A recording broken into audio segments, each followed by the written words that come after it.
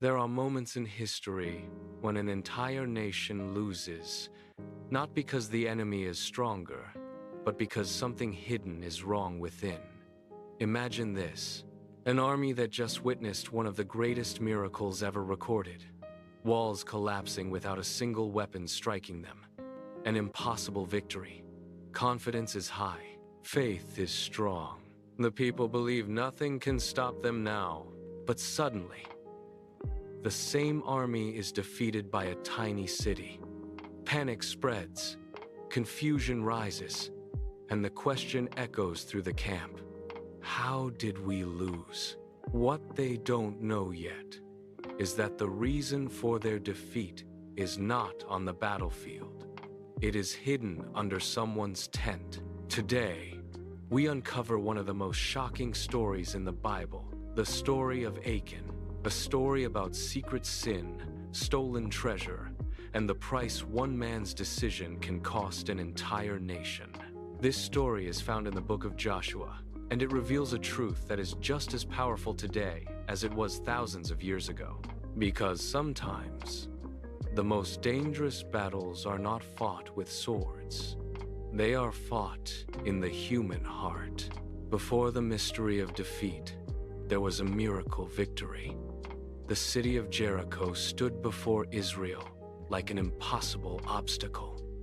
Massive walls, heavily guarded gates, a fortress that had stood for generations. Leading the people was Joshua, the man chosen to guide Israel after Moses. But God gave Joshua a battle plan that sounded strange. For 6 days, the people were to march around the city once. No attacking, no shouting, no fighting. Only the priests carrying the Ark of the Covenant. Then on the 7th day, they marched 7 times, and at Joshua's command, the trumpets sounded, the people shouted, and the walls collapsed. Jericho's walls crumbled, God's might displayed. But before the battle began, God gave one very specific command. God declared that everything in Jericho was devoted to him. The city itself was to be destroyed, and the treasures, gold, silver, bronze, and iron, were to be placed in the treasury of the Lord. No one was allowed to take anything for themselves. Joshua warned the people clearly.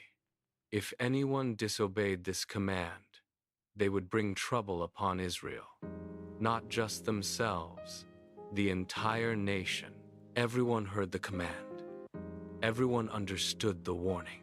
But among the thousands of soldiers, there was one man whose heart began to whisper another idea.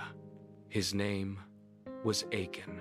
After the walls collapsed, the soldiers entered the city. Buildings burned. The city was destroyed. But as Achan moved through the ruins, something caught his eye. A beautiful Babylonian garment. Silver, gold, treasure that shimmered in the sunlight. In that moment, a battle began. Not around him, inside him. Achan knew the command. He knew the warning. But temptation began speaking. No one will notice. It's just a small thing. You deserve something after this victory.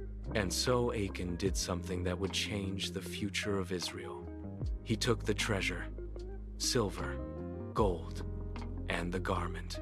Then he hid them beneath the ground inside his tent. And he told no one. Not his friends, not his family, not even his leaders. To everyone else, Achan looked like any other soldier. But beneath the surface, he was carrying a secret, and secrets have consequences. Soon after Jericho's victory, Joshua sent spies to scout another city called Ai. Compared to Jericho, Ai was tiny. The spies returned confidently. "Do not send the whole army," they said. "Just a few thousand men are enough."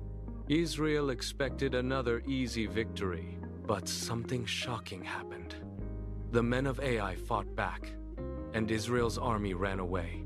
36 soldiers died. The army fled in fear.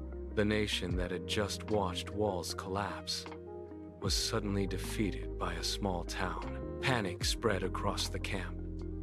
Hearts melted with fear. Joshua tore his clothes and fell before God. Joshua cried out, "Lord, why did you bring us here only to let our enemies defeat us?" But God answered with words Joshua did not expect. Israel has sinned. They have taken what was devoted. They have stolen. They have hidden it among their belongings.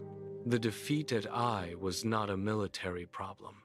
It was a spiritual problem. One man's secret had affected the entire nation. And until that sin was dealt with, the search begins. God instructed Joshua to gather the entire nation. The guilty person would be revealed, tribe by tribe, family by family, household by household. Imagine the tension.